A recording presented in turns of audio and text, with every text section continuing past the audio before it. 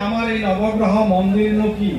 আমাৰ চিলিংগাঁৱৰ নৱগ্ৰহ মন্দিৰটো হৈছে এটা মহামিলনৰ স্থল, ঈশ্বৰ উপাসনাৰ স্থলী। আমি 25 বছৰে আজি এই নৱগ্ৰহ মন্দিৰৰ প্ৰতিজন চিলিংগাঁৱৰ মানুহৰ অন্তৰত থকা এই নৱগ্ৰহ মন্দিৰত আমি নৱগ্ৰহ পৰা আমি আশীৰ্বাদ লৈ আহিছোঁ আৰু নৱগ্ৰহৰ পৰা আশীৰ্বাদ পুষ্ট হৈ আমি আমাৰ সামাজিক জীৱন ইয়াত পৰিচালনা কৰি আছোঁ। গতিকে উপনিষদত আচলতে নৱগ্ৰহ মন্দিৰত কি কৰা হয়? নৱগ্ৰহ মন্দিৰত আচলতে যজ্ঞ কৰা হয়। আমি যজ্ঞ মানে কি বুজো? যজ্ঞ মানে হ'ল, যজ্ঞৰ মৌলিক তাৎপৰ্য হ'ল ত্যাগ। ত্যাগ মানে যজ্ঞ, আৰু যিকোনো ধনাত্মক কামেই হৈছে যজ্ঞ।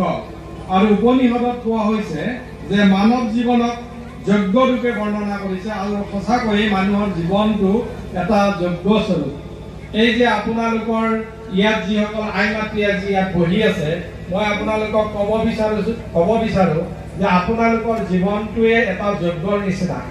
ইয়াত যিসকল আই মাতৃ বহি আছে, যিসকল ডেকা ডেকা পিতৃ বহি আছে, আপোনালোকে যি ধৰণে, যিখিনি বয়সস্থ মানুহ ইয়াত বহি আছে, আপোনালোকে যি ধৰণে কৰ্ম কৰিছে জীৱনটোত আৰু যি ধৰণে যজ্ঞ কৰিছে, এই যজ্ঞই হ'ল এই নৱগ্ৰহ মন্দিৰৰ যজ্ঞ।